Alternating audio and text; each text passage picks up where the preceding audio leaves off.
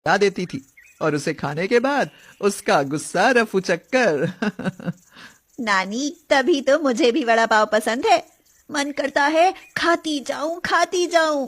पगली कहीं की, मुझे तो ऐसा लगता है कि शादी के बाद तू ससुराल में जाकर सबको सिर्फ वड़ा पाव ही खिलाया करेगी। हाँ। ये सुनकर शोभिता भावुक हो गई और नानी के गले लगकर बोली, नानी, मैं आपको छोड़कर कहीं नहीं जाने वाली। हाँ।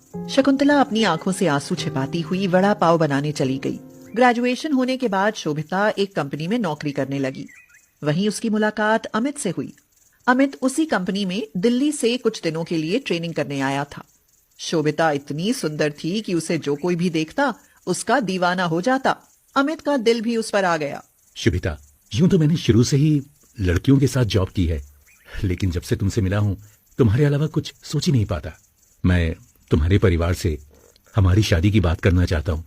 क्या तुम मुझसे शादी करने के लिए राजी हो और मुझे अपने परिवार से मिला सकती हो? अमित, वो तो ठीक है, लेकिन मेरा कोई नहीं है। मैं अनाथ हूँ। मेरी नानी ने ही मुझे पाल पोस कर बड़ा किया है। मेरी नानी ही मेरा परिवार है। अमित ने उसके करीब जाकर कहा, शुभिता, मुझ पर भरोसा करना। मैं तुम्हारी जिंदगी में अब कभी कोई दुख नहीं आने दूंगा।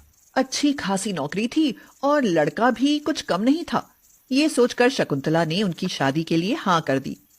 कुछ दिनों बाद शोभिता की शादी अमित से हो गई और वह शादी के बाद दिल्ली चली गई। एक सप्ताह बाद एक दिन शोभिता ने पूछा, अमित, जानते हो खाने में मेरा फेवरेट क्या है? कैसे पता होगा? तुमने बताया ही कहाँ है। ये बात तो तुम्हें पूछनी चाहिए थी ना। अब जल्दी चलो, मुझे वड़ा पाव खाना है। मुझे वड़ा पाव खिलाकर लाओ। उधर से निकलते हुए अमित की माँ पार्वती ने ये बात सुनी तो हंसती हुई बोली, बहू, ये तुम्हारा बॉम्बे नहीं दिल्ली है। यहाँ वड़ा पाव भला कहाँ